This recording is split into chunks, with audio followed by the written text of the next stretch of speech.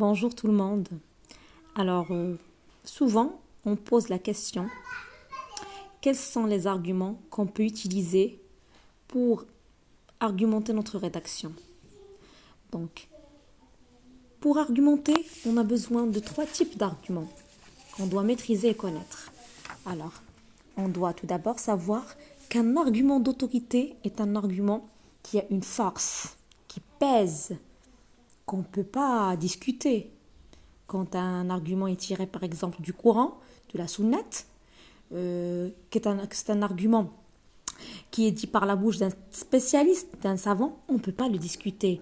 Donc, on l'appelle un argument d'autorité. Donc, cette autorité, elle est indiscutable. Donc, là, elle a une grande valeur dans notre rédaction, dans notre argumentation. Puis, il y a ce qu'on appelle l'argument par les faits. Alors, l'argument par les faits, ça veut dire des arguments qu'on tire de la société, qu'on tire de l'expérience des témoins. Donc, ça donne aussi une solidarité à notre argumentation. Par exemple, quand on tire des témoignages, quand on avance plutôt des exemples qui par la langue des témoins, par le biais d'expérience, donc ça a aussi une valeur, ça a aussi une considération dans notre argumentation, ça donne une valeur de plus. Il y a aussi ce qu'on appelle l'argument par la cause. Ça veut dire surtout dans les sujets scientifiques, dans les sujets qui touchent la vie quotidienne. Par exemple, nous, on va s'appuyer sur la peine de mort parce que ce sont les arguments que je vais vous avancer qui peuvent vous aider si par hasard on vous pose la question sur la peine de mort. Êtes-vous pour ou contre l'abolition de la peine de mort? Croyez-vous que la peine de mort peut limiter le taux de la criminalité, par exemple au Maroc? Donc, par exemple, pour l'argument par la cause, par exemple, dans la question de la peine de mort, donc, est-ce que la peine de mort peut contribuer à la réduction de la criminalité? Donc là, si c'est vrai, on doit abolir. Donc, c'est un argument par la cause. Alors, et il y a aussi des arguments qui sont fondés sur l'efficacité. Donc, on montre les résultats. Voilà, par exemple, un petit simple exemple, par exemple des remèdes. Je vous dis par exemple les tisanes, ils sont efficaces pour telle ou telle chose, telle ou telle maladie, tel ou tel symptôme. Donc, les résultats que je donne, par exemple, Madame Telle l'a utilisé et c'était vraiment efficace. Donc, ça a aussi une valeur, surtout quand l'efficacité touche un nombre illimité de personnes. Donc, on les appelle les arguments fondés sur l'efficacité. Donc, c'est en général, c'est les types de raisonnement, ou plutôt les types d'arguments qu'on peut avancer. Et chaque type, on doit l'appuyer par des exemples. Alors, aujourd'hui, j'ai opté pour des arguments qui sont pour et contre la peine de mort. Alors, on commence par les partisans, les gens qui sont pour la peine de mort. Les partisans, les gens qui sont pour la peine de mort. La peine de mort, parce que quand on dit, par exemple, quand on dit pour, vous comprenez facilement que on est d'accord, on est avec la peine de mort. Mais quand on avance le mot partisan, il y en a ceux qui ne le comprennent pas. Donc partisan, ça veut dire des gens qui sont pour la peine de mort. Donc, premier argument, la peine de mort est nécessaire car elle permet de retrancher la société un nombre nuisible qui pourra lui nuire encore. Qu'est-ce que ça veut dire? Ça veut dire que grâce à la peine de mort, on peut éliminer les criminels qui font mal à la société. Quand on les condamne à mort, ça veut dire quoi? Ça veut dire qu'on se débarrasse d'eux et qu'on trouve plus de sécurité. Donc, c'est le premier argument. Deuxième argument, il faut que la société se venge, que la société punisse. Par exemple, et on peut avancer l'exemple, une famille qui a perdu son fils à cause d'un criminel, elle veut la vengeance. La vengeance. On doit le punir pour se venger de lui. Malgré que Victor Hugo, il dit qu'on doit punir pour corriger et non pas pour se venger. Mais dans la réalité, la famille de la victime, il ne tolère pas que le criminel vit. Mais il y a ولدي مات وولدهم اللي قتلوا, il est encore vivant. كيشوفوه وكياكل وكيشرب. L'idée, il n'est pas acceptable pour tout le monde. Troisième argument, il faut faire des exemples pour dissuader d'autres personnes de commettre des crimes graves. Ça veut dire, je donne l'exemple, tu as tué un enfant, on te tue devant tout le monde, ou au moins on déclare la peine de mort contre toi. Comme ça, d'éventuels criminels vont être dissuadés. Ils vont dire, si on tue, on serait tué à notre tour. Donc, ils arrêtent. Peut-être ça va les arrêter. Donc, donner l'exemple, c'est donner l'exemple aux éventuels criminels. Donc aussi, l'abolition de la peine de mort permet, quand on abolit, ça permet de diminuer le taux de criminalité. Ça veut dire, tant que je donne l'exemple pour l'éventuel criminel, donc le taux de criminalité va baisser. Et bien sûr, la peine de mort, il peut toucher aussi ceux qui violent les enfants. Ce n'est pas juste ceux qui tuent, mais ceux qui violent aussi les enfants. C'est la demande de plusieurs personnes. Et en plus, un autre argument, la peine de mort est un moyen économique pour se débarrasser des criminels odieux. Ça veut dire, au lieu de les nourrir, de les habiller, de leur payer de l'électricité et de l'eau potable et des chauffages et tant de dépenses, on les tue. Et ça sert à économiser de l'argent pour construire des maisons, pour les orphelins, pour construire des écoles. Donc, on avance des exemples. Ça veut dire le facteur économique. الاقتصاد كنقتصدوا ملي كنعدموهم كيكون عندنا ان افونتاج سي كو كنقصوا من الميزانيه اللي كتصرف على السجون. La peine capitale aussi, un autre argument, la peine capitale est une sanction convenable car chacun est responsable de ses actes. Oui, on a le criminel quand il commet un crime grave, il n'a pas droit de demander le pardon parce qu'il a fait du mal, non pas à une personne, mais à toute sa famille, à toute la société. Et on peut avancer l'exemple du petit Adnan, que ce criminel a violé et tué, la petite fillette Khadija, donc les enfants, des jeunes femmes, des jeunes hommes qu'on a tués. On n'a pas causé que la souffrance de sa famille, mais de toute la société. On a terrifié toute une société. Donc tout le monde doit être pour la peine de mort quand on est dans une situation pareille où le criminel a commis un crime très grave comme celui du viol accompagné du meurtre. Donc,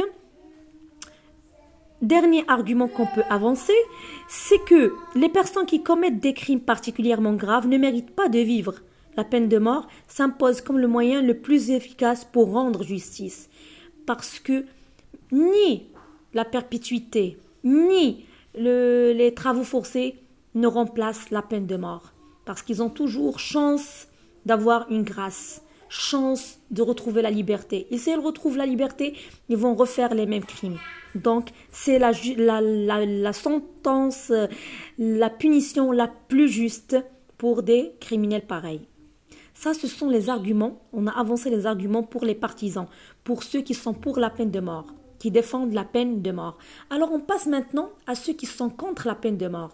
Ceux qui pensent que la peine de mort est tout à fait contre les lois, contre les droits de l'homme, contre l'humanité, contre le sens humanitaire. Donc, premier argument qu'elle avance, c'est la prison perpétuelle suffirait. Ça veut dire quand on lui enlève, on lui ôte le droit à la liberté pour toute sa vie, c'est déjà suffisant. Donc, المؤبد بالنسبة لهم راه عقوبة كافية كيتحرم من الحرية, donc c'est déjà suffisant. En prison, le condamné aura le temps de regretter son crime et on pourra faire de lui un bon élément. Ça veut dire qu'on peut le corriger. On peut lui donner une deuxième chance. Et ça nous rappelle la préface de Victor Hugo qui dit que on doit punir pour corriger et non pas punir pour se venger. On doit corriger le criminel pour faire de lui un bon citoyen qui peut servir la société. C'est le premier argument. Le deuxième argument, la société doit corriger les comportements des criminels pour leur permettre une réintégration correcte et adéquate.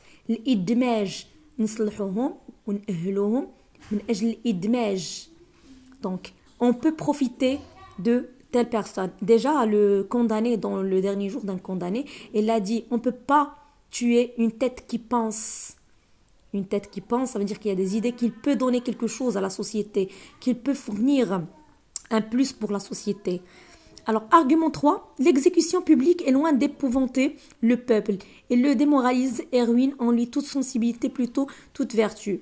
Et là, ça nous rappelle le spectacle de grève. Ça veut dire les gens, quand ils vont avoir l'habitude de voir des scènes de condamnation à mort, ça va devenir un spectacle pour eux. Ça ne va plus faire peur aux criminels.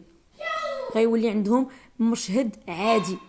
ça ne va pas dissuader les éventuels criminels, contrairement à ce qu'ils pensent ceux qui sont pour la peine de mort, que la peine de mort va dissuader d'éventuels criminels.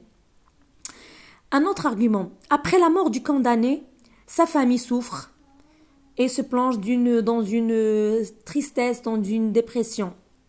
Donc, même chose qu'on a dans la peine, dans le roman, Le dernier jour d'un condamné.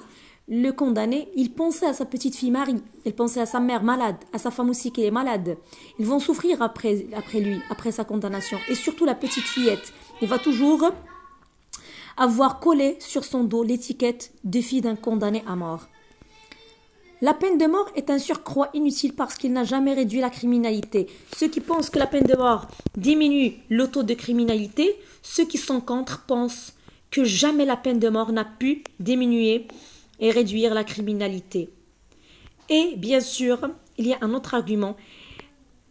J'essaie de vous zoomer les expressions. Si vous voulez les noter, si vous voulez les écrire, ça va vous servir. Elle est irréversible et la justice est faillible. Une erreur judiciaire serait irréparable alors qu'une personne emprisonnée à tort peut toujours être innocentée et indemnisée. Ça veut dire quoi? Ça veut dire que quand on condamne à mort, si la justice s'est trompée, il n'y a pas moyen de corriger l'erreur. Il a عدمنا ومن بعد اكتشفنا أن اللي تعدم il était incoupable, كان ماشي مذنب, كان بريء, on peut pas rectifier l'erreur. ما نقدروش نصلحوا الخطأ. Donc parce que ça serait trop tard, elle est déjà morte. Contrairement, quand il est encore vivant, on peut le réparer, on va lui redonner sa liberté, l'indemniser en lui donnant une somme d'argent considérable pour rebâtir sa vie. Et bien sûr, le crime, un autre argument, le crime est dû à la pauvreté et à la misère. Les accusés ne sont pas toujours coupables et parfois c'est la société qui produit des criminels. Et là, c'est l'histoire de Jean Valjean, celui qui voulait revivre une vie calme, une vie propre, mais la société a refusé de lui donner ce droit. Et de la sorte, il est redevenu un vrai criminel. Il avait faim, il voulait juste avoir un pain pour le manger. Et voilà, d'un petit vol, il est devenu un vrai criminel. C'est le frioche dans le dernier jour d'un condamné. Ça veut dire des fois, c'est la pauvreté, c'est le chômage, c'est l'environnement, c'est la crise matérielle qui pousse les personnes à commettre des crimes. Ils ne sont pas des criminels de nature, mais c'est les conditions. Donc, un argument de plus. Et il y en a ceux qui disent, pour argumenter, qu'on ne peut pas remédier un crime par un autre. Donc, parce que le premier crime, quand il a tué un homme, elle a commis un crime. Quand on le tue, on commet un autre crime. Et bien sûr, il y a un argument d'autorité, un argument majeur, c'est la peine de mort est contre les droits de l'homme. Le premier droit de l'homme, c'est le droit à la vie. Personne n'a le droit de doter ce droit. Le droit à la vie est un droit sacré. Al-haq fil hayat. Alors j'espère que vous avez compris ces arguments. Il y en a ceux qui me demandent des fois d'expliquer des mots en arabe. C'est pourquoi j'ai opté pour l'usage quelquefois de l'arabe, pour que ça soit à la portée, la compréhension soit généralisée pour tout le monde. Alors on se retrouve dans une autre vidéo.